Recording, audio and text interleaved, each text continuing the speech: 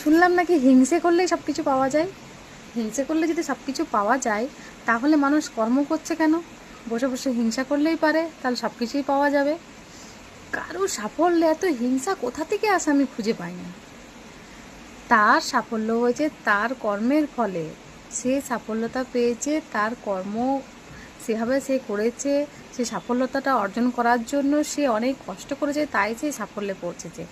আর তার ওই কষ্টটাকে না দেখে তার সাফল্যে তুমি তার প্রতি হিংসা করছো। সে কিভাবে কষ্ট করলো, সে কিভাবে ওই সাফল্যে পৌঁছালো, সেটা তোমার চিন্তা ভাবনার কোনো দরকার নেই। তুমি ভাবছো আমি ওর প্রতি হিংসা করবো, আহা ও এত বড় লোক হয়ে গেল, এত টাকা পয়সা, এত ভালো চাকরি পেয়ে গেল, বাপরে বাপরে। আজকে এরকমই সকালবেলা একটা কাণ্ড ঘটেছে, তাই এই কথাটা বলছি।